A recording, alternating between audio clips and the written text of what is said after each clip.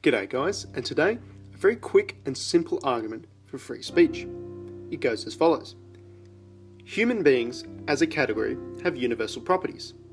They have 2 eyes, they are mammals, they are carbon-based, they have kidneys, etc., etc. There can be exceptions to this trend, for example, the child born with 3 arms in China several years ago, but they do not invalidate the rule. It doesn't matter if a child is born with 3 arms, we still are aware of what a human actually is.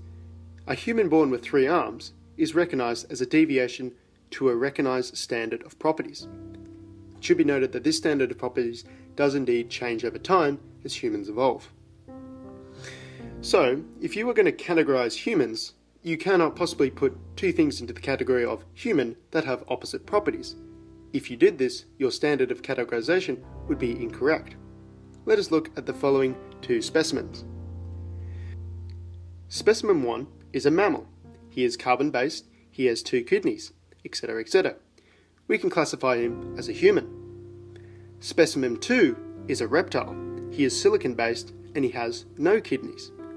We classify him as a human too. Now obviously this standard of categorization is false, as we are putting 2 specimens with opposite characteristics into the same category. These 2 specimens cannot both be humans at the same time. Now that we understand that this standard is false, let us move on to another standard, the standard of controlled speech.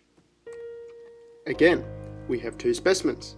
Specimen 1 is a mammal. He is carbon-based and he can speak freely. We can classify him as a human. Specimen 2 is also a mammal. He is also carbon-based, but he cannot speak freely. We will also classify him as a human. Just like the previous standard, this standard is false, as there are opposite properties between entities that contradict one another within this category. Through this standard, we can see how the policy of anti-free speech or controlled speech fails the test of universality. There is no distinguishing feature between groups of humans that necessitates that one group can speak freely and the other cannot. If people insist that it is okay for a certain group not to be allowed to speak, then they are implying that that group is not human. Amusingly, you can then convince them of being a conspiracy theorist who thinks the government is run by reptilian aliens, as humans are not allowed to speak, as they think a certain group should not be permitted to speak through the law, say they're extreme political group or an extreme religious group or something like that. Now they would have to admit that that group is human, and they can't speak. So obviously humans can't speak, so when the government is allowed to speak and say what it wants and enforce its preferences, then obviously the government isn't human. It must then be a reptilian alien. In all seriousness, however, the concept of restricting speech is very interesting to me. I am of course reminded of that quote from Game of Thrones, when you cut out a man's tongue, you're only admitting you fear what he has to say. However, I would go further than this and say, when you cut out a man's tongue, not only do you perhaps fear what he has to say, but you fear your ability to contradict and disprove what he has to say.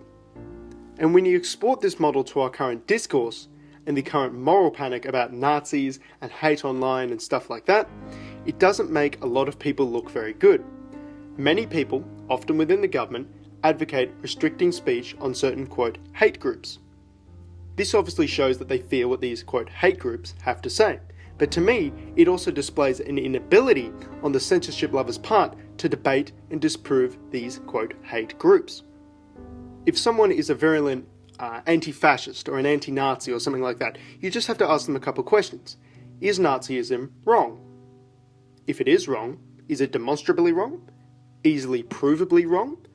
So in that case, why do we need to ban the speech? Surely it'd be easy just to knock them up as they come, you know? Someone pops up, says that Nazism really good. Well, if it's demonstrably and easily provable as false, then you should be able to easily prove it's false. It's really that easy. But no.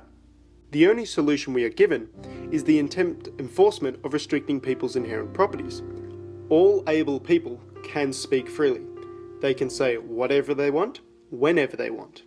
To class certain groups of people as not being able to say whatever they want, whenever they want, is to decry them as non-human.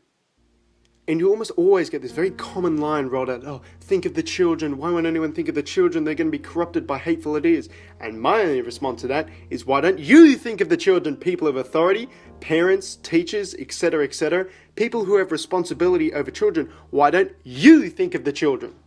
You know, you're really worried they're going to be exposed to hateful ideas, ideas that are wrong, ideas that can be proved wrong, so why not just teach the kids how to prove them wrong if they're so fucking wrong?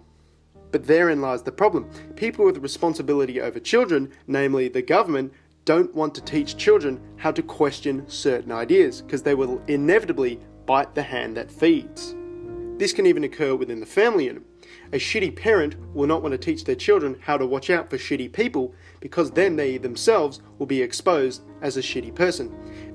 And within the classroom, the teacher doesn't want the students questioning the system, the institution they're being put through, as the students, if they question too much, might begin to affect change, which would threaten the teacher's livelihood. They can't win in a vacuum, they can't win with words, so they have to resort to force. They have to resort to violence. If you want to find truth, if you want to find value, if you want to find the meaning behind the system you're put through, you have to be self-activating and look for it yourself online. Now, of course, this is something else that isn't bred into people, being self-activating and being independent. The state, especially, does not want children to be independent because independent people don't need the state. So we have millions, if not billions, of children being implicitly taught worldwide that we should use violence to solve our problems. Not words, fists. But you're alright. You're alright actually, and I'm going to explain why. You've stuck through this video, it's about 6.5 minutes long. You have obviously other preferences in life, but you chose to watch this video instead.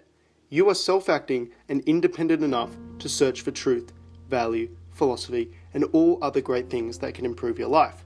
And for that, I think you should congratulate yourself. Never give up.